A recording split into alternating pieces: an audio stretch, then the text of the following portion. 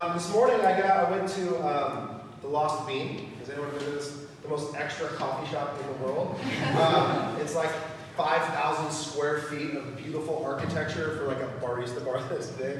But when I was there, my favorite thing about that coffee shop is that they have a Kobe Bryant book on the table that's just like his story, and it's the only coffee book in the entire place for some reason. And when you open it up, he has this inscription in it from KB, as he names himself. A lot like I call myself TH, right, Jenner? But he says, this book is dedicated to the next generation of great athletes. May you find power in understanding the journey of others to help create your own. Just make it better than this one. And I was like, man, I'm going to be a great athlete. I was so excited to read this book and even the thought about it. And as I was coming to share with you guys, part of what I wanted to start with was the journey that's led to this place. Because this isn't just an office that we rented. It's not a building that we just went with our real estate agent, went and looked at a bunch of different places. That's not how we ended up here. It's actually a pretty crazy story that reflects a lot of change over the course of 5 years. So literally 5 years ago, so March 4th of 2014, Corey, myself, and Casey, three of us, okay, moved into an office half the size of this room above the Blue Frog Bakery in the Orange Circle. So if you've ever been to the Orange Circle, if you ever look at the Army surplus store, right across the street there's a bakery, it's called the Blue Frog. Up above it, there's a set of about 7 offices, and one of them was the original Arch Network office. And I had just had my boys, my twins were about 4 months old. So the office, the reason we got it was because I had to get out of my house. There was like no line between when work and dad started. And I was looking back, my wife just started switching to sending me these like adorable memes of my children saying, when are you coming home? But the point was that we had to go find some space. So the three of us found this office. I think it was $800 a month. And me, Casey, and we let Casey come in for free. And we said, hey, we'll put you up in an office, Kayla, and we'll let you guys come and use our space. And we drove to IKEA in my Lexus, the same one, sun hat still in the back. And we bought 3 gray desks. And we bought this red locker that we thought we would use for something, I don't know what. Some chairs that were still in my house up until this last week. And we brought them and we built them, and the three of us would sit in this office. And we had 2 clients at the time on the Arch Network side, and we were helping Kayla. And mainly what we did was play like a super aggressive form of basketball. So we had these like mini hoops on either side of this tiny room, and we would tape off like a court, and we would play like full court contact basketball in this hallway with the 3 of us. Like very seriously competitive, so loud, such that one day, the guys next door finally come, and there's this dude just pounding on the door. He's wearing this pink salmon shorts, so we affectionately refer to him as pink shorts from then on, which he did not love. And he opens the door, and he goes, this is all he says, seriously guys, what the fuck? Like, what are you doing in here? Do you guys do any work? What are you doing? I think Corey told him to get lost and then put a passive-aggressive note about the temperature on the thermostat. And that was like, that's what we did all day. And these guys cold, bring a sweatshirt. Yeah, exactly. That's literally what it said. It's cold, bring a sweatshirt. And that's what we did, right? And Corey and I would joke sometimes about like whether it will ever be as good as that again. Because we were so incredibly happy, and we were just figuring it out. At one point, we had a freezer in there, literally a commercial-sized freezer, because somehow we had gotten ourselves into the business of passing out bread as one of the services that we offered. So we had this client called Eat the Ball that sold these like balls in the shape, bread in the shape of sports balls that were pre-baked, then flash frozen. And so we would, on Saturdays, we would get these, we would hire promotional girls to come these giant baskets of bread balls, and we would like send them to parks to pass out bread balls, and that was our marketing business. We were really changing the world. But that was our business. Jordan, one of the first videos I have as I was looking back through this is like, we have this toaster that we bought for some reason, and we would eat the bread and eat it every day for lunch. Peanut butter and jelly. But like, you have to remember, the balls don't fit into a toaster, right? Like the shape of it. There's a reason bread's shaped the way it is. Like it actually is like works. So we have these balls that we would jam into this toaster. It was ridiculous. But what's crazy is like that was just 5 years ago. Okay? How much has changed since then is sometimes like hard to actually comprehend and take a step back and realize.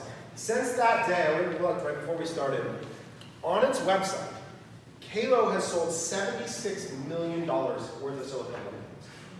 $76 million just on their website. That doesn't include wholesale, international, anything. From that room, 3 people doing God knows what. $76 million worth of silicone wedding rings been sold.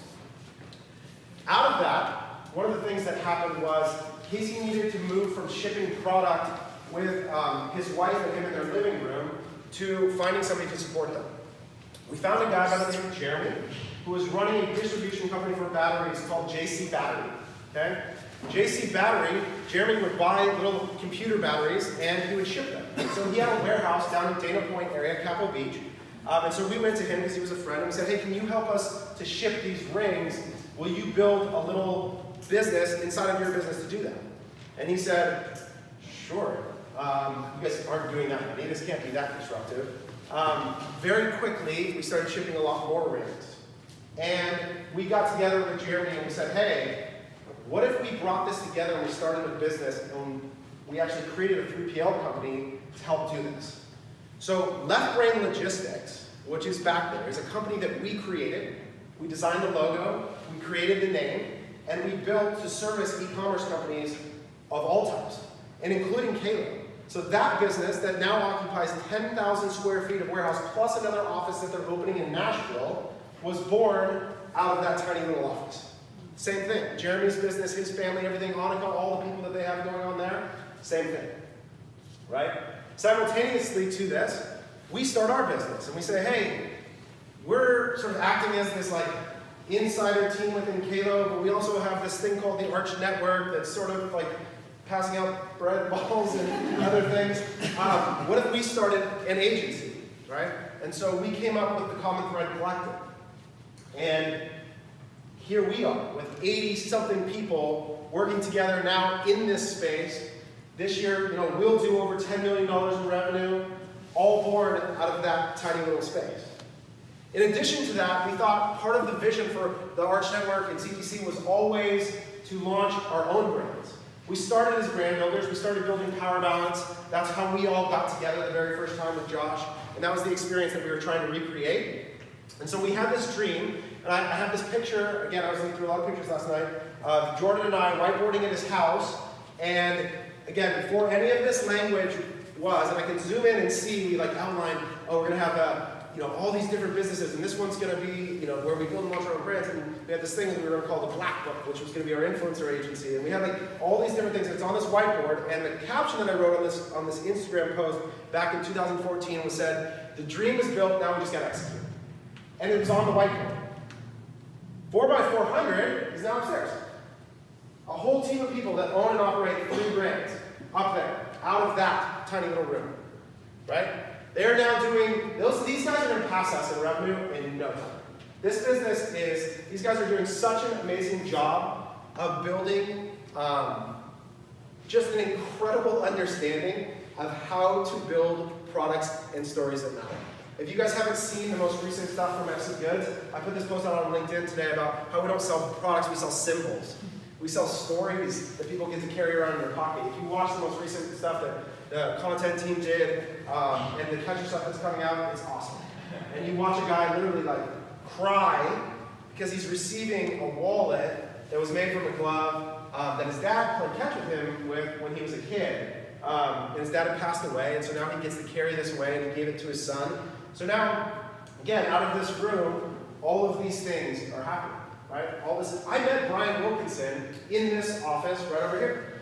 Brian showed up, friend of a friend, just to chat, just to get advice on business and see if CTC could possibly help Slick when he showed up. And Brian walked in and he and I started chatting. He'd actually been trying to hire his wife without even realizing it at the same time, because she's an awesome designer. And that's how Brian showed up here at Slick, and how we got to be a part of that story. Now, Bamboo Earth, and what's funny about Bamboo Earth, for those of you who don't know, is Amber and my sister have been friends a really long time. Back when she was living in California, she set up her soap stores and shipping right here in this warehouse. Before she was ever part of our business, she was shipping her own stuff out of that warehouse. And now she's a part of the 4x400 family. Kinship, okay? Reed showed up, one of the first hires, in an oversized baggy suit, sweating so hard for an interview. I mean, like, Corey, how hard? I was terrible. He had spent probably like $300+ on printing out a 60-page packet from Kinko's that he brought and handed to every one of us. I was like, there's 50 pages and you printed out at Kinko's. And he showed up to be an employee of Kalo. You know, Cody's brother and I go back to high school. Travis and I, Cody's older brother, played football with me at admission. And Cody has been at Kalo in this building for a really long time. TL, you guys all know his story. But now they're there, right? And they're launching their own business. And we get to sit and watch Kinship, mini hoops and all, create a story for themselves. And so the thing about this building, so we walked in, so the story goes out of that little building in North Korea. That's what we call this. This is so terrible. Because at one point, Andrew, because you worked there, yep. How many people were in that office at its peak? I think we got to 10. There was 10 human beings in an office like a quarter of this size. But, and here's the thing, okay? If you ask any of those 10 people, we joke and we call it North Korea, but every one of them looks back on that time fondly. Almost all of them still work in this building now. I was talking with Casey about that because it was like, I think the only people that are Parker and Matt, and that's it. Yep. That's everybody else who was in there just about either works for one of the companies that's still here. Yep. And it was, so finally we had to go find an office. And so we were like, we got to get out of here. And so we went and we found this old market. So there's another building we own in the Orange Circle. If you've ever been to the Orange Circle and you drive down LaSalle, going, I guess, north or whatever direction that is, there's an old market with a big neon sign that says market. There's a picture of it. There's a picture of it right over there. And when Kalo was growing as fast as it was, we came up with the crazy idea that we should like buy a building for some God knows what reason. Like, we just thought, oh, that would be cool. And so we found this guy. The man that owned the building was about 80-something years old. He had married a woman from Russia who was not 80 years old. And he was looking to liquidate all his assets, and he was just ready to move on. So this guy actually personally configured a loan for us, because we had no credit. We had nothing but a big pile of cash that we had from selling silicone rings for some reason. And this guy, so no bank would give us a loan to buy a building, so this guy personally financed the purchase of that market for us, because he just wanted to liquidate and he liked us. And so like it was like the craziest thing. So we bought this old market. It turns out it's in a historical location in Orange, which makes it a nightmare to do anything. So we all moved into that building out of North Korea, and that's where CTC actually started. That's where we designed the logo. That's where we created the company. Was in that first building. Caitlin, that's where she was hired. Greg McCoy started there. Robbie, that was where we first met you. In that building, there was 8 of us in a room at CTC. And it was incredible. And my favorite part of the story is that when we grew out of that building and we started looking for another building, we hired a real estate agent to find a listing.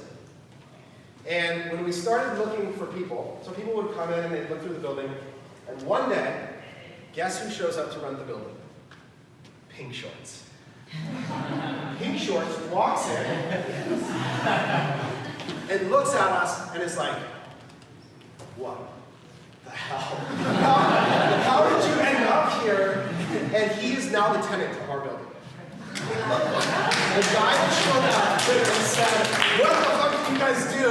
now runs our building and still has no idea what we're doing. They have an awesome growing business called List Reports, where they sell real estate software or something. I have really no idea what they do. But they are just totally convinced that we sell drugs. Like, they just have no idea how this is all happening around them. And so we started looking for a new space, right? And we walked into this building, and this building was an old auto parts facility. And when we walked in, imagine all of the ceilings down at 10 feet, so none of this here. There was a big row of offices right through the middle of this entire building. It was a trash heap, total trash heap. I remember the first time I walked in, I was like, what are we doing? Like, we're out of our minds. And Ted and I got into a big argument standing right over by that doorway. Something that he still brings up to me, some of the words we exchanged. But we were just like, it was utter chaos and change all the freaking time. But now, what we have is a place where everything that we have built over these last 5 years is now, today, who knows for how long, inside of these walls. Hype Media, for the first time, is now with us inside of these walls.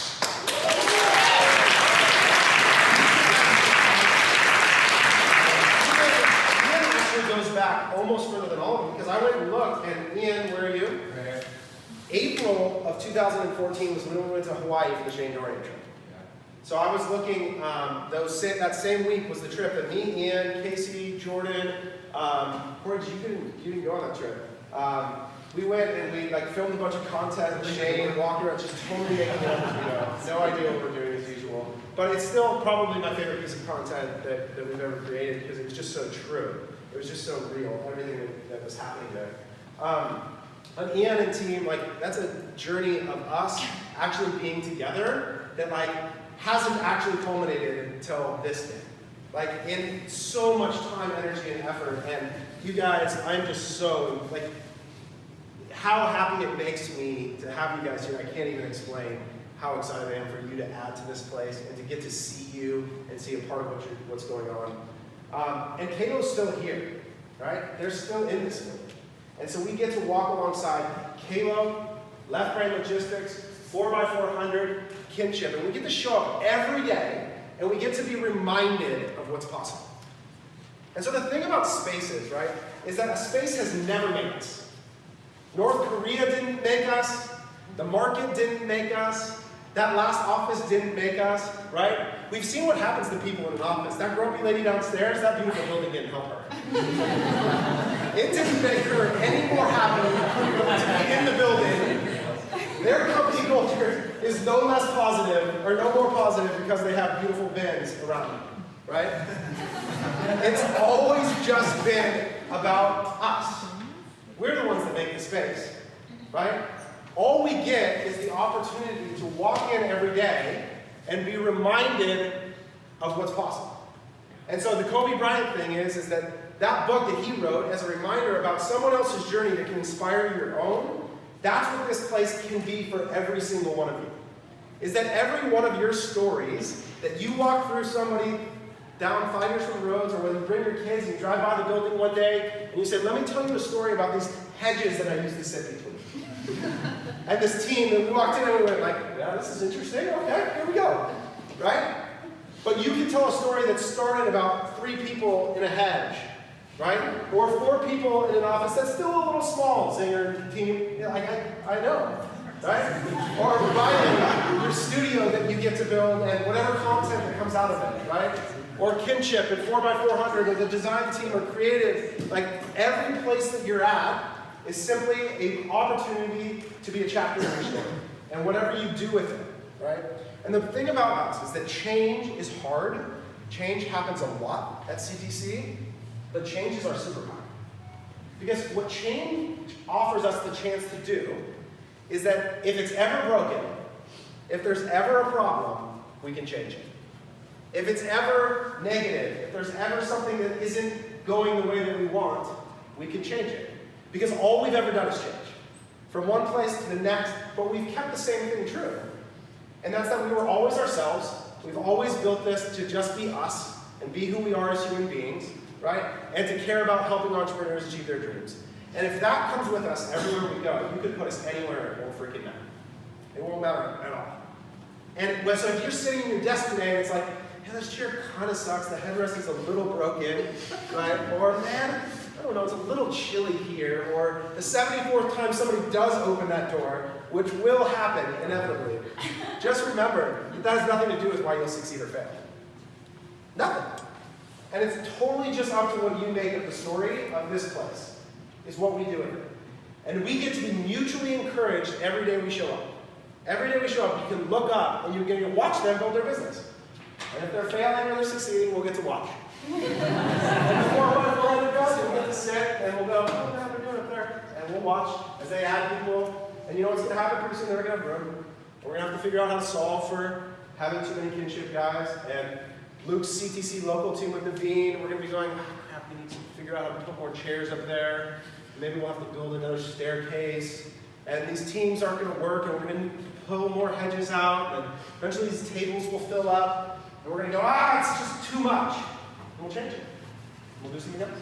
And we'll figure out how to create space for it, because it's infectious if we all embrace that, and if we lean on that mutual encouragement, what we can do 5 years from now, like, I mean, it seems like a million years ago, that way. Like, it's hard to explain the amount of things that have happened between now and then to get us to this point. But the thing about acceleration and growth and dreams is that there's actually an exponential thing to it, right? Because the reality is it used to just be 1 and 2 people, 3 people that were pushing things forward.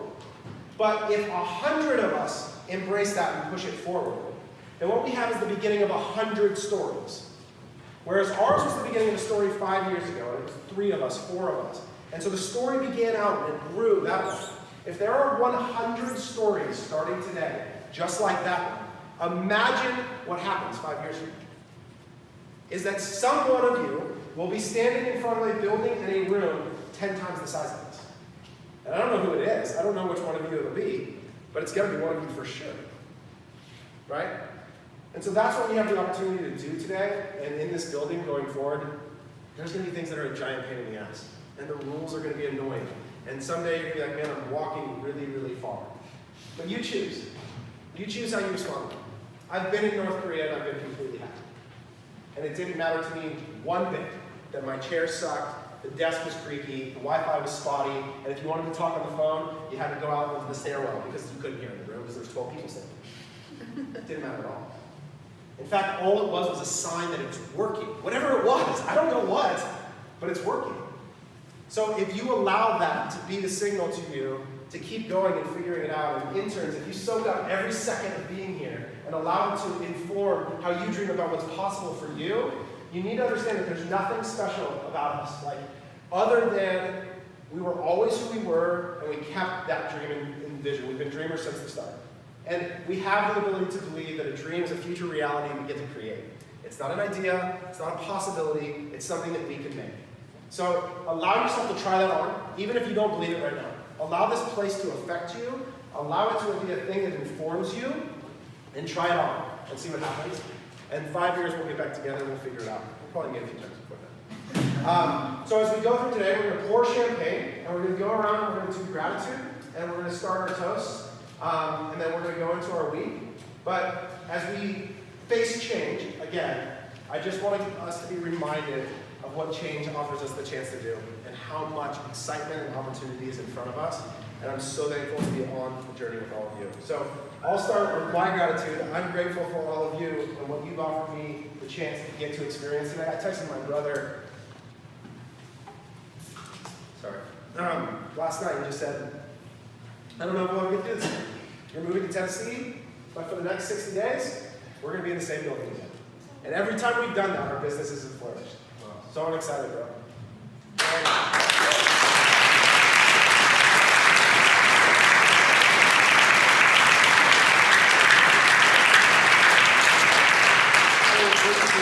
You guys start opening those, pop those, and then let's all grab one, and we'll go around and we'll do gratitude. Cool? Woo!